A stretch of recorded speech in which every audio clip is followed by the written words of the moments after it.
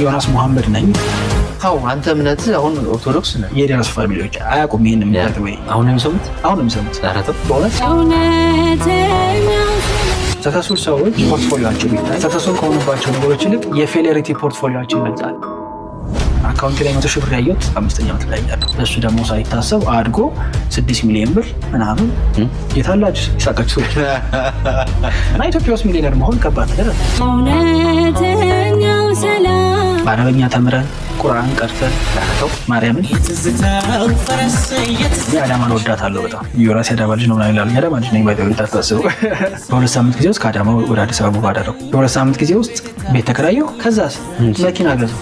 አሜዚንግ። አዲስ አበባ ግራጁዌት አድርገው 2 ወር ብቻ ነው በታክሲ የተንቀሳቀስኩት።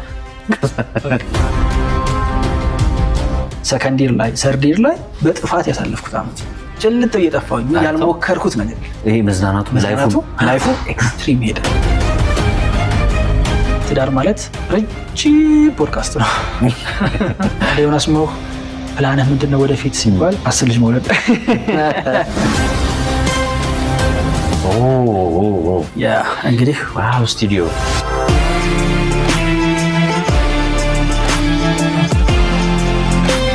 እኔ ማነው ለዛች አሃ ለምትባል ሞመንት ነው።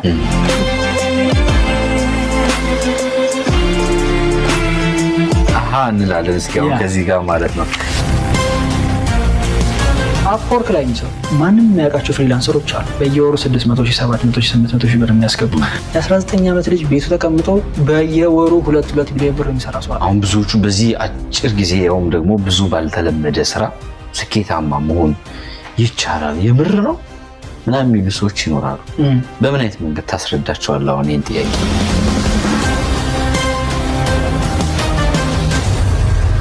እንግሊዝ ለንደን ቢሄዱ ምን ሊያደርጉ ይችላሉ?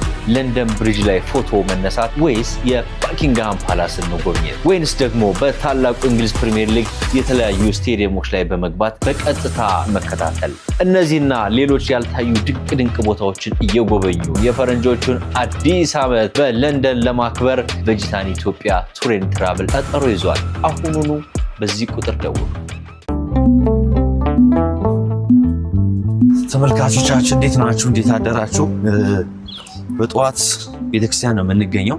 እንግዳችን ወደ የሚሰራበት ቦታና ወደ ቤቱ ልንሄድ ነበር፣ ግን ከዛ ቀደም ብሎ እሱ መጀመሪያ ቤተክርስቲያን ገብቼ መውጣት አለብኝ ስላለ ቀድሞ ገብቷል። ቤተክርስቲያን ውስጥ ያለ እንፈልገውና ከሱ ጋር እዚህ ትንሽ ተጫውተን ከዚህ ድንቅ እንግዳ ጀርባ ያሉ ያልተነገሩ ድንቅ ታሪኮችን አብረን እንሰማለን። እንፈልገው።